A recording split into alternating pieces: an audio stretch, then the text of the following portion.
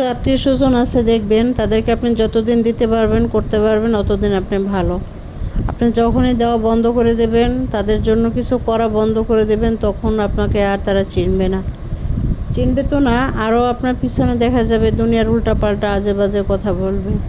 কিন্তু ওইসব আত্মীয় স্বজনের কথা বলি কি, যে তোমরা পিছনের কথা ভুলে যাও না, ঠিক আছে?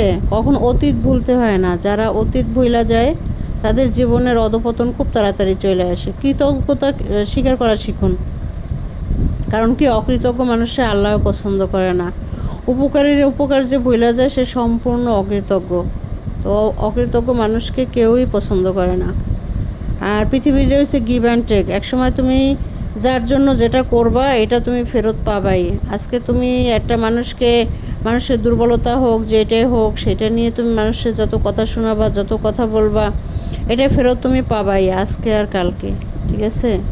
তো আর মানুষের উপকার কখনো ভুলবা না। মানুষের উপকার কখনো ভোলা উচিত না।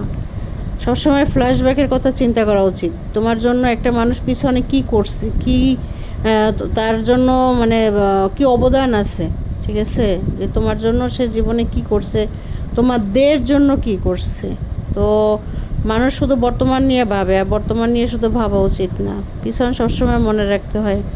যারা অতীত ভুলা যায় তাদের কথা কি আর বলবো। মানে কিছু কথা আছে যে এগুলো আসলে ফেসবুকে এভাবে অনেক কিছু কথা বলা যায় না। আর কিছু কথা আছে যে না বললেও হয় না। আর কিছু মানুষ আছে যে সরাসরি কিছু বলা যায় না, এই জন্য তাদের অনেক সময় অনেকভাবে অনেক কথা বলা লাগে। তো মানে এইসব মানুষের কথা, মানে এরা এতটাই অকৃতজ্ঞ যে আপনি মানে বলে না, যে থালে খায় ওই থাল ফুটা করে। তো তারা থাল ফুটা করে না, তারা হলো থালটা মানে খাওয়া দাওয়া করে থালটা ভেঙে ভাঙারির কাছে বিক্রি করে দিয়ে যায়। এই আত্মীয় স্বজনগুলো এরকম। আর এইসব আত্মীয় স্বজনের কাছ থেকে সবসময় আপনার দূরে থাকা উচিত, তাহলে আপনি ভালো থাকবেন।